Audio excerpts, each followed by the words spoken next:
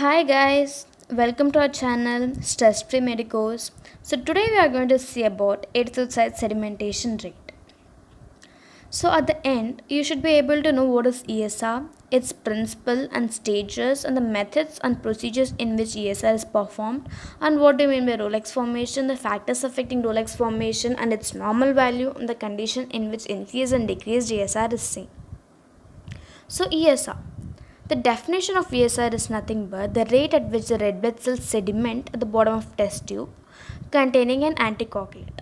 So principle is when a blood is mixed with an anticoagulant and it is allowed to stand in a vertical tube, the red blood cells will settle due to the formation of Rolex and other factors such as specific gravity, etc. So this ESR is very simple test and very inexpensive and non-specific. So this test is used to detect inflammation associated conditions as seen in infections and cancers and in autoimmune diseases. So stages of ESR. So there are three stages. First is Rolex formation or the stage of aggregation which takes about first 10 minutes, and second is the sinking of aggregation or stage of sedimentation which takes about 40 minutes, and third is packing of aggregated cells or stage of packing which takes about 10 minutes. So we are going to see in detail about the methods in which ESR is performed and its procedures. So there are four methods in which ESR is performed. First one is Western Green's method, Wintrop's method and SRate method, and fourth one is microerythrocyte sedimentation rate method. So Western Green's method. So requirement of these methods are a clean dry Western Green's tube, Western Green's stand and 3.8% of sodium citrate solution. It is used as an anticoagulant here. And clean dry test tube and sterile syringe with needles, spirit and cotton, etc.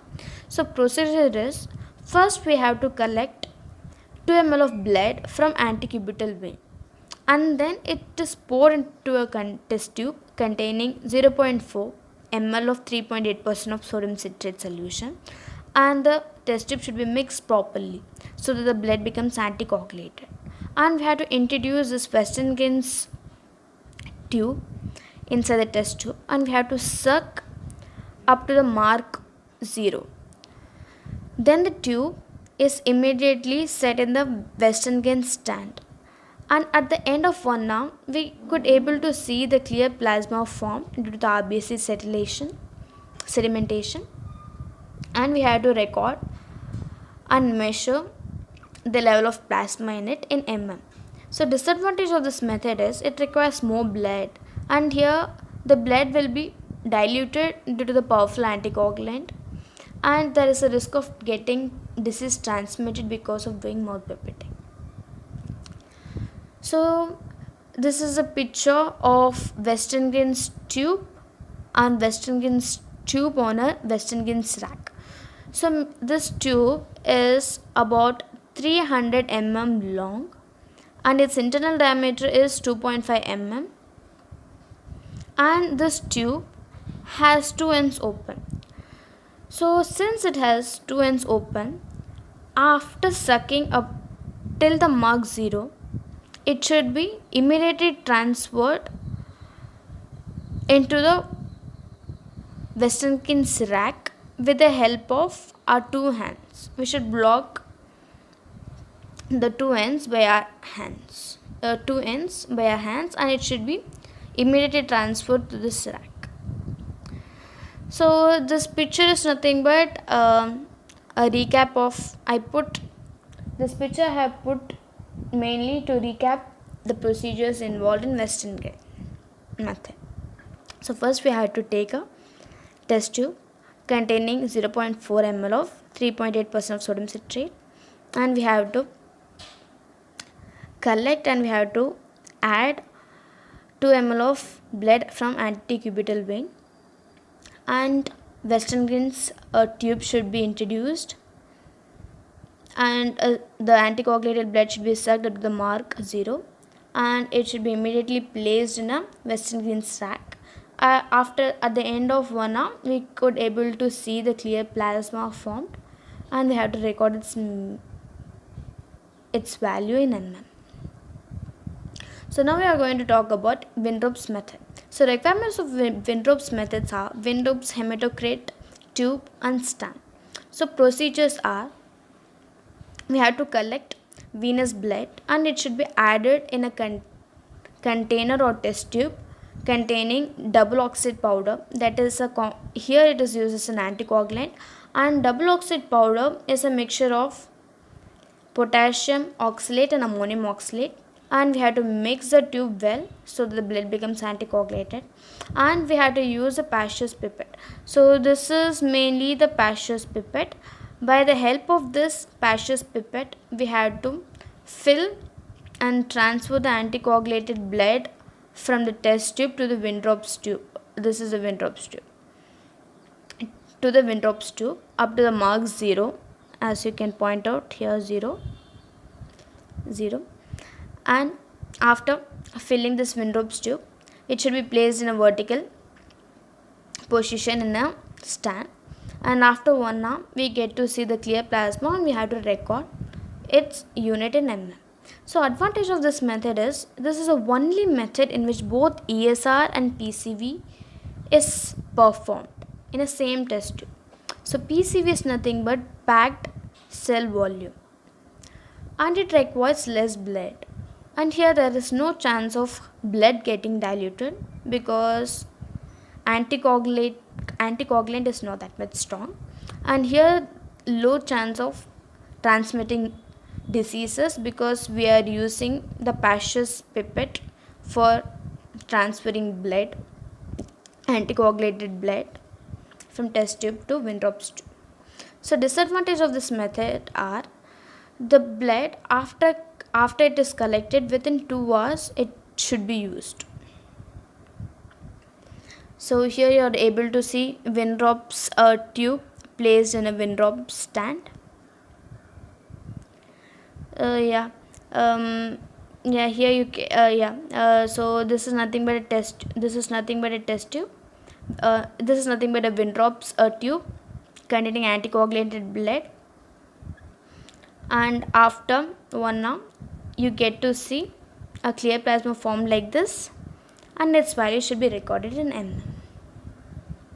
So now we'll differentiate between Wintrop's tube and Western Green's tube. So basically this Western Green's tube, as I showed in that picture, it is about 300 mm long. Wintrop's tube is 110 mm long. Western Green's tube has an internal diameter of 2.5 mm, and Wintrop's tube has an internal diameter of 3 mm. In Western Green's tube will have both ends open. Wintrop's tube will have one end closed.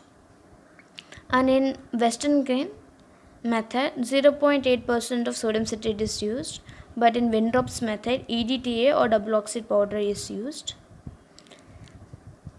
In Western Green's tube, antecubital veins blood is used, but in Wintrop's tube, blood from venous is collected. So now we are going to see about SRATE method. So requirement of SRATE methods are SRATE glass, Western Green's tube, filling vials, and SRATE stand and scale and spirit, etc. So this is the only method in which we are using vials. So procedure is, first we have to take trisodium citrate in a vial up to a grooved mark. So in a vial there will be a grooved mark. Up to that we have to fill this trisodium citrate, and after that we have to add 1 ml of collected venous blood, and we have to close it. So here, so this is SRATE stand. So here bottom you can see the vials are placed here. So after filling this vial up to the grooved mark with trisodium citrate and 1 ml of venous collected venous blood, it should be placed closed in a SRATE stand, and after that we have to remove and open that its lid, a vial's lid, and we have to introduce SRATE tube into the vial as seen here, and we have to gently give pressure to the S-ray tube so that the blood automatically sucked or filled up to the mark 0. At the end of 1 hour, we get to see a clear plasma like here, the top, a tiny thing you are able to see. So up to the mark, we could able to see a clear plasma formed, and we had to record its unit in mm. So here, the blood should be collected in the fasting state, and the blood should be used within 2 hours after being collected. So micro ESR kit. This is the fourth method. So this method is used only in the pediatric cases and adults suffering from severe burns, etc. So here the capillary tube of 160 mm long with internal bore diameter of 1 mm is used, and this capillary tube contains 2 red lines. Up to the first red line, citrate solution should be collected and added, and up to the second red line we have to add the blood collected from finger prick, and we have to rotate this tube, and we have to seal the tubes at both the ends by a wax, and it should be placed in a plastic stand. So here you are pointing out this is nothing but a plastic tube which is cylindrical in shape, and this is a stand in which after sealing the capillary tubes by a wax, it should be placed in this. So this plastic cylindrical tube is chemically inert, and after the 1 hour we get to see a clear plasma formed, and we can record its value in mm. So Rolex formation. So normally RBCs will have negative charge on the surface. So due to this negative charge, there will be mutual repulsion between the RBCs, so which you can see in normal circulation. So that is nothing but a zeta potential. So but in the case of patients who are suffering from infections and autoimmune diseases or cancers, etc., when the bloods are collected and kept and made it as an anticoagulated blood and kept in a vertical stand,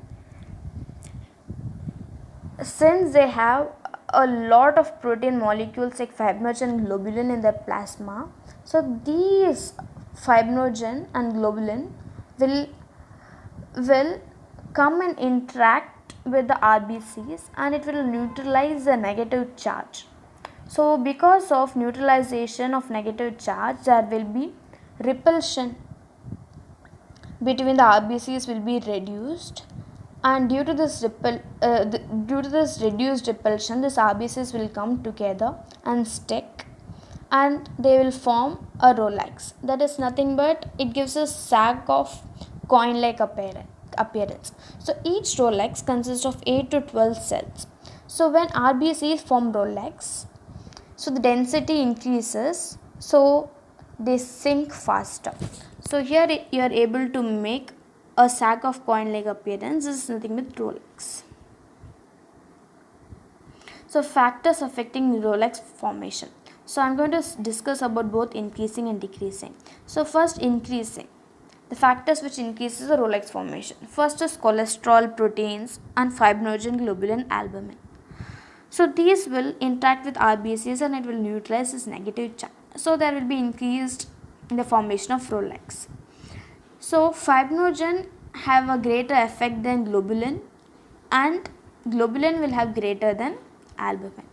So SLE, it's nothing but a collagen disorder. So here the globulin concentration will be increased, and it also does the same thing as fibrinogen. It will neutralize the negative charge of the RBCs and makes the RBCs to interact and form Rolex. And biconcave shape of RBCs, and if the temperature is increased, body temperature increase, it will result in a Rolex formation. So the factors decreases the formation of Rolex. First one is decrease in MCV. MCV is nothing but mean corpuscular volume. So it indicates, it is an index which describes the shape of an RBC. So if MCV is decreased, then the RBCs will be microcytic. Second one is increase in MCH. MCH is nothing but mean corpuscular hemoglobin. It is an index which measures the RBC hemoglobin content. Third is spherocytosis, and fourth is hyperproteinemia and polycythemia. So normal values in Westerngen's method in males, that it will be 3 to 5 mm at the end of 1 hour, and in females it will be 4 to 7 mm at the end of 1 hour. In Windrop's method, in males it will be 0 to 9 mm in 1 hour, and in females 0 to 15 mm in 1 hour, and in infants 0 to 5 mm in 1 hour. So conditions affecting ESR. So I am going to discuss both physiological and pathological. First we are going to see physiological increase and decrease. So physiological increase, it will be seen in females and reproductive age groups due to the estrogen effect, and in pregnancy due to hemodilution, and menstruation due to the fibrinogen formation, and paturation, and in old age. So physiological decrease will be seen in males and newborn babies due to high RBC count and in stored blood. Now we come to pathological increase and decrease. So pathological increase will be seen in acute and chronic infections due to fibrinogen, presence of fibrinogen, globulin, and due to the Rolex formation, and septicemia and tuberculosis, and collagen disorders like SLE I have discussed already, and in rheumatoid arthritis it is due to increase in globulin and immune reaction, and it is seen in malignancy due to increased tissue dissections and increased fibrinogen, and renal disease due to decreased erythropoiesis and decreased albumin, and hyperproteinemia and decrease in viscosity of blood, and due to iron deficiency anemia. So pathological decrease is seen in severe allergic reactions, and in polycythemia, and sickle cell anemia, and spherocytic anemia due to here in sickle cell anemia and spherocytic anemia, why ESR is decreased? Because here there will be defective formation of Rolex due to that, and in hypofibrinogenemia. So now it is the last section in my slide, that is, you should be able to difference between ESR and PCV, packed cell volume. So in packed cell volume, the packing of red cells will be due to sedimentation, centrifugation, but in ESR the columns of RBCs will settle by the specific gravity. Thank you. I think it will be useful for you all. So if you liked our channel, like, share and subscribe, and leave your comments in your comment section for us to know what to improve in us. Thank you.